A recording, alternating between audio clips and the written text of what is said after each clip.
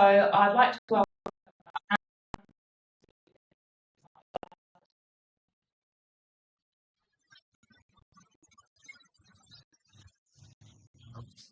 Later, I didn't really talk to Mike. I have no idea what he's talking about.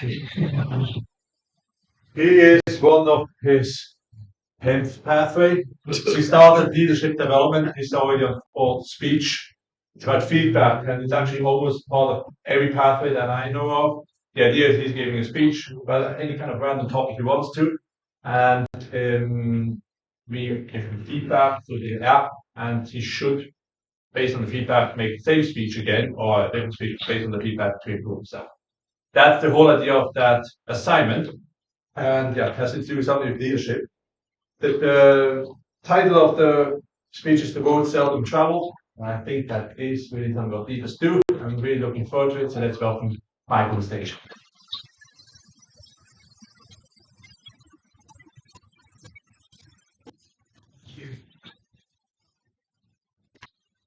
I was unfortunately quite ill, so it's not going to go to anything well, but I'm not going to give up. There's one thing about the internet age that I really don't like. It's taken something precious away from us, something I enjoyed when I was a younger man, and that is the right to be wrong. You can't be wrong anymore. When I was younger, I would have conversations with people and we would spout things, convinced of our right, convinced of our wrongitude. It didn't matter. There was no way to get it confirmed.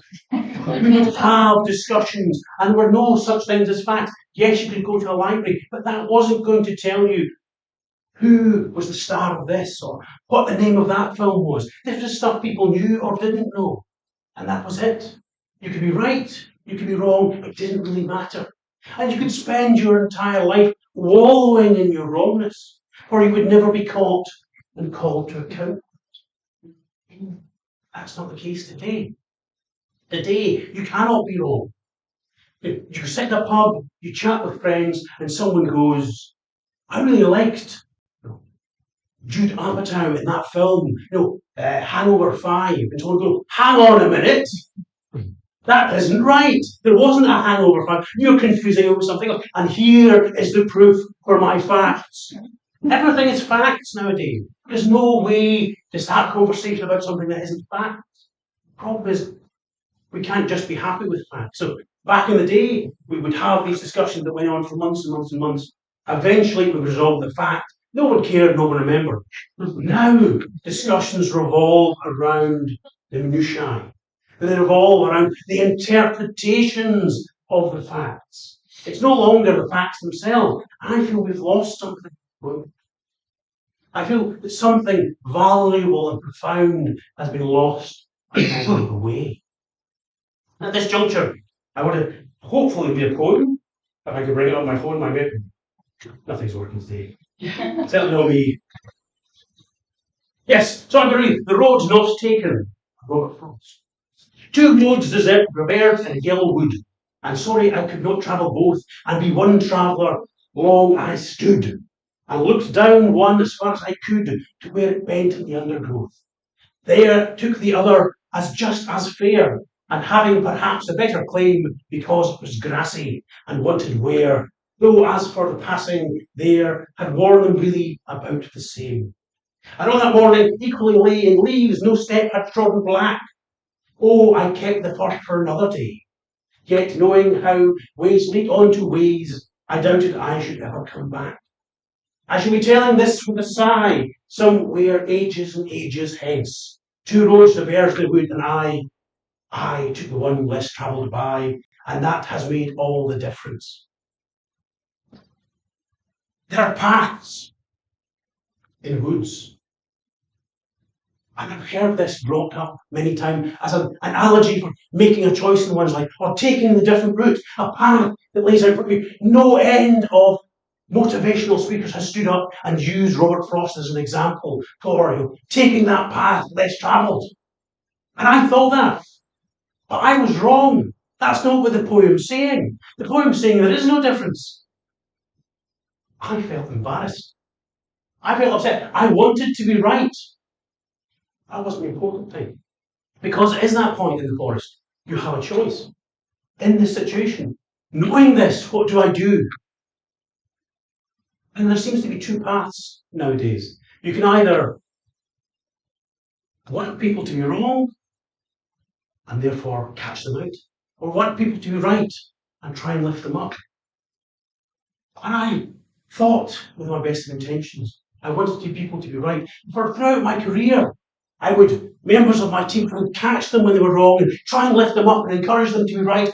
And I would be having this helicopter view over them, which is great if you're a manager, because you can't let people fail if you're a manager. Because again, you can't go to your boss and say, well, I wanted to give them an opportunity to fail, which is why this building is now in flames. But it works as a leader. You can do that as a leader. You can give people an opportunity to grow. You can give people an opportunity to fail. In leadership, you can't do in management. And that, for me, is the difference. I often think about what is the difference between management and leadership. Particularly, most of our daily lives, that's what we're being tested on, is our ability to manage people. Leadership skills don't often get out. But in this, here is an opportunity to not care about being right yourself, not care about other people being wrong and having to get them on the internet and hurl things at them. Also, not worrying if the people you work with are right either. The ability to step back is one of the most powerful leadership things you can do. It demonstrates trust. It demonstrates you believe in people. It demonstrates that you are willing to walk with them the road they choose down that path in the forest. You make no, it's not the right path, but you will walk with them and you will stand by them and you will both go in there together. That is leadership. Management would be, don't go into the wood. Leadership is, let's see where this takes us and we'll go together. But it's very difficult because that is not the way the world works normally. As I've said, fundamentally, it's difficult to have a chance to fail. But Toastmasters is the place to do that. Toastmasters is set up so that you can push yourself to your furthest. And yet, even if you fall flat, people will pick you up. Even if you make a disaster or something, it's not going to do that much damage. That's the joy of the roles. The roles are structured. I mean, the club is not going to fail if someone does something wrong. The district is not going to fail if someone doesn't know what they're doing. Toastmasters is an opportunity to try out leadership skills that you won't get anywhere else. A lot of it is administration, fundamentally. We're looking down the barrel of a new Toastmasters year. We've got a brand new committee coming on board. There are so many other roles out there. There's such a large organisation. So if you're interested in improving your leadership, you're not going to get that in work generally. Have a look at what Toastmasters can offer. It's fundamentally, that's a path that's not well trodden enough, particularly by people on this one. Thank you.